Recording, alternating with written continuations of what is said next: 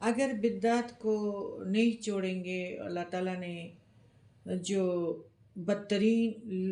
لوگ قرار دیے ہیں وہ بدعتی ہیں۔ اللہ تعالیٰ نے جن لوگوں نے انکار کیا ہے، اللہ تعالیٰ خود فرماتے ہیں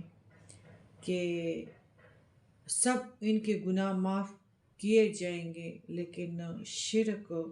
اور بدعت کو معاف نہیں کیا جائے گا، بلکہ شرک سے بدتر بدعت ہے۔ ہمارے رب العالمین خود قرآن پاک میں فرماتے ہیں کہ اطاعت رسول اور اطاعت اللہ، توحید کی طرف آؤ، اور اگر تم نے یہ راہ اختیار کر لی تو اللہ تمہارے سب گناہوں کو معاف کر دے گا، اور اگر تم اس کی دعوت پر ایمان نہیں لاؤ گے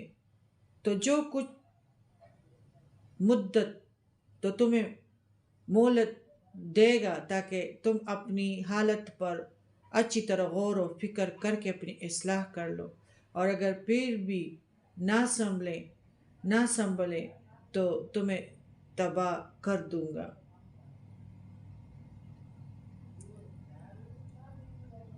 بہت سارے لوگ کہتے ہیں کہ ہمیں اپنے باپ دادا کے دین سے ہٹ کر ایک نیا دین پیش کر کے یہ بندے اپنا چودراہٹ اور اپنا روب قائم کرنا چاہتے ہیں، اور ہم اپنے باپ دادا کا دین چھوڑنے کے لیے تیار نہیں ہیں، اور نہ ان کے رواج کو چھوڑ سکتے ہیں، اور نہ ہم ان کے ایک تیسرا جواب ان کا یہ ہوتا ہے کہ ہم ان کو تسلیم کرنے کے لیے تیار نہیں ہیں۔ تو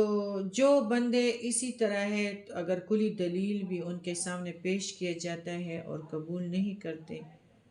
تو اللہ تعالیٰ خود ہی ان کو تباہ کر دے گا،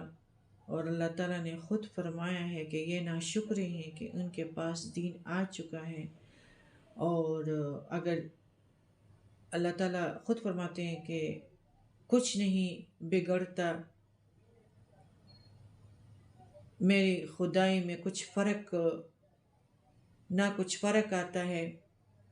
اور نہ میں کسی کا محتاج ہوں، ان سب باتوں سے بے نیاز ہوں، اس لیے کہ وہ اپنی ذات میں ہی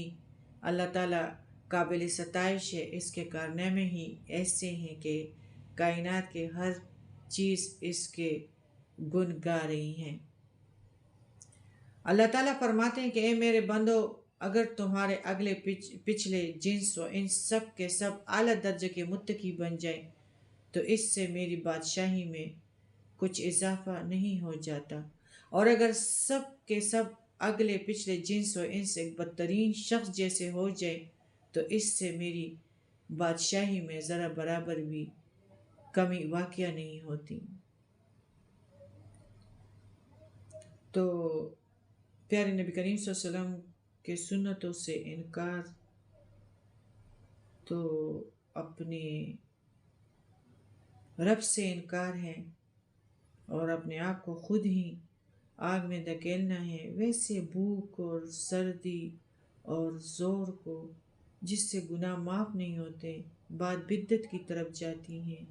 تو کون سے رجب کے روزے ہاں اگر عموماً رکھے جاتے ہیں اتوار پیر کو، تو یعنی وہ بندہ ڈیلی